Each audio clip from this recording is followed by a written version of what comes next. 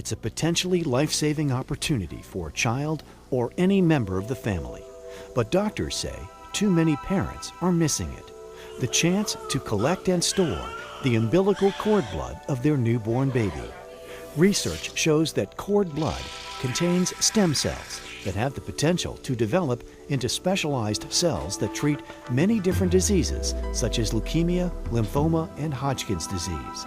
These stem cells are not to be confused with embryonic stem cells.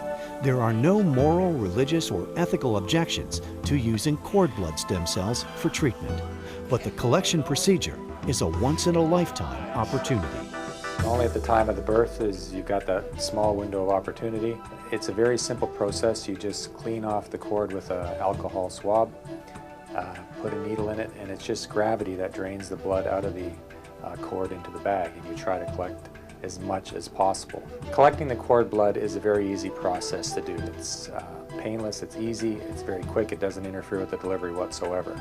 Doctors say banking your child's cord blood gives you an exact match to the child and a higher chance of matching other family members. This makes it an alternative to a bone marrow transplant should the need arise in the future. It was September 26th, 2005.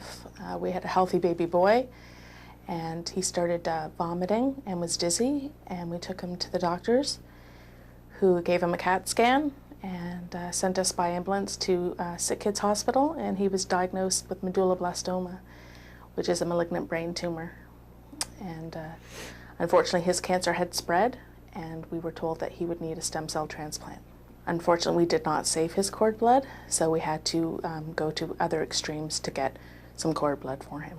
The transplant was a cure.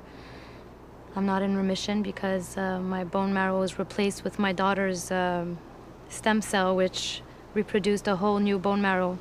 Initially, I had a bone marrow that was defective, that was creating a leukemic cell, and her stem cell cured me of leukemia completely.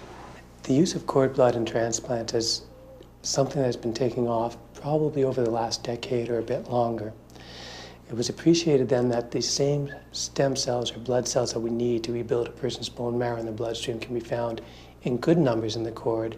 And as well, there's some specific properties of cord blood that actually make it a desirable source of stem cells for blood marrow transplant. Around the world, cord blood stem cells have been used to treat thousands of patients successfully, and research is showing promising work with stroke, diabetes, Alzheimer's, and heart disease. Right now, if I use a cord blood unit, I'm using it as part of transplant. But if I look a decade from now, I might just as well be using it for someone that's coming off the street with a heart attack to help them recover and to rebuild properly and things. So that's research that's ongoing now that's promising, and it's going to change the face of medicine, I think, over the course of this decade. I think one of our main concerns, and of course our doctor informed us as well, was that because of our mixed race background, the chances of us finding a perfect match for our children would be very difficult. Everyone wants to take care of their child, and this is obviously one way you can do it. I think the important message to get to these couples is, I think it's all about patient choice.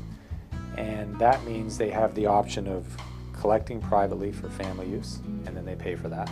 Banking publicly, donating it to a public bank, and then they essentially relinquish their right to that sample, but it goes into a pool that everybody has access to, or donate it for research, which is important also. These cells are really cells of the future.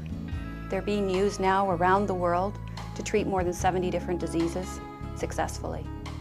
And it just doesn't make sense to throw such valuable cells away in the waste. They should be stored.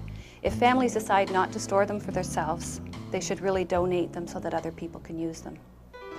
Once a sample arrives at Cells for Life, we go through a series of steps that include identification of the sample, applying barcodes to trace the sample throughout the process. We prepare them in a clean room environment where we separate the components of whole blood into plasma, red blood cells, and buffy coat. We're isolating the stem cells within the buffy coat layer. Then we prepare the samples to be frozen.